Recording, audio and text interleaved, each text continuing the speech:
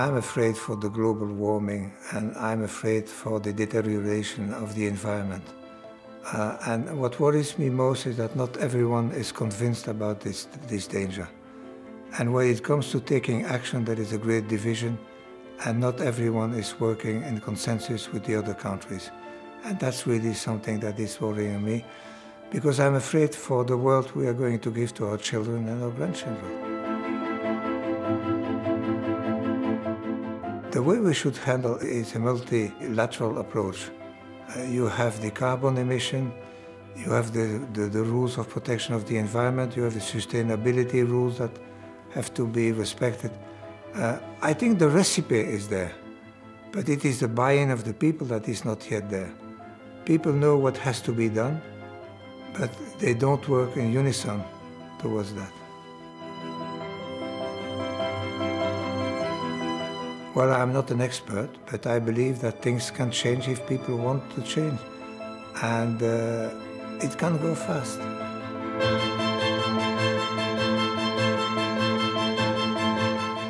We are at the risk of falling back into national, if not nationalistic thinking, and there are enough examples that we read about in the newspapers every day.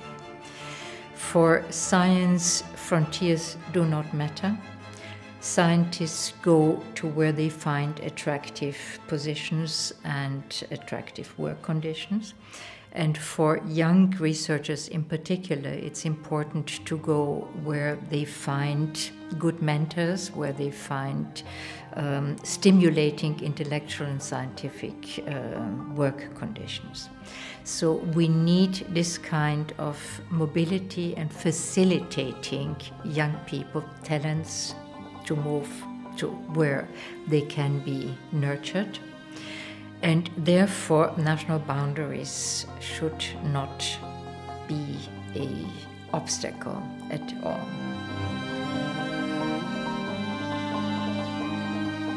Well, one of the oldest questions is how to better manage living together in a global world.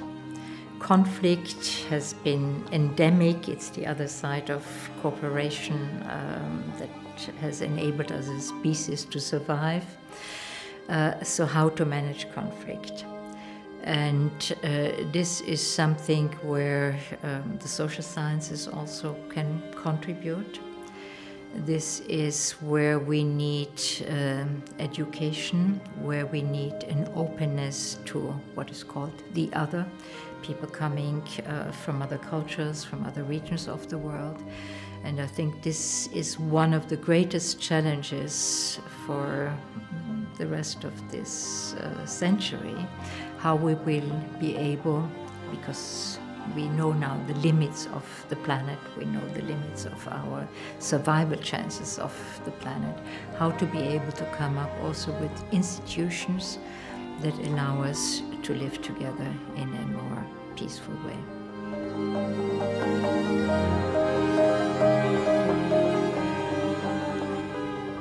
I think that we all have to be concerned with what's happening to our environment as a result of climate change and the inhuman exploitation of natural resources.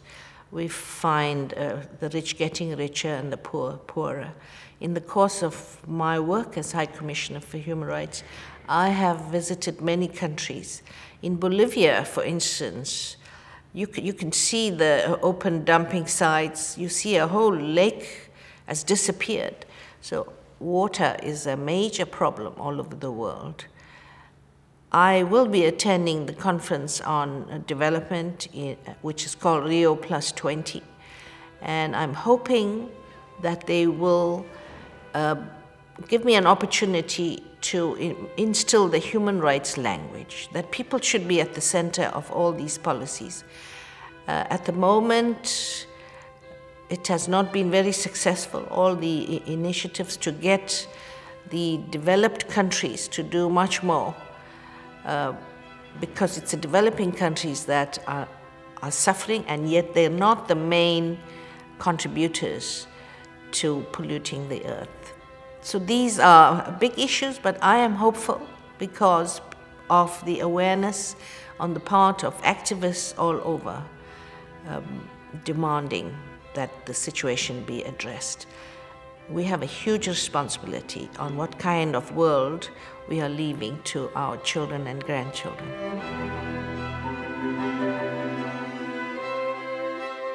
Certainly water and energy and environment and food are among the important issues that are, and the difficulty is, of course, they're not only very large concerns, but they're deeply related to one another. It takes water to produce energy, energy to clean and transport water, lots of water and energy to grow food, to make fertilizer, and all of this is linked to the sustainability and quality of the environment that we all depend on.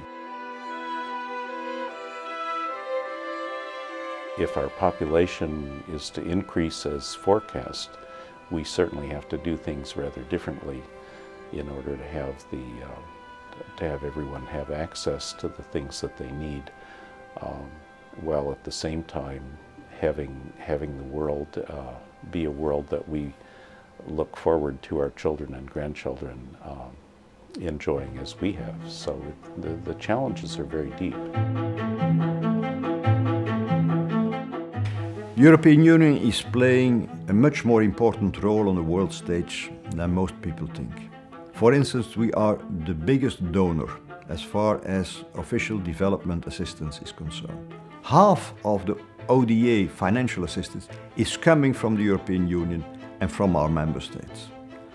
We are also taking the lead in the UN climate conferences.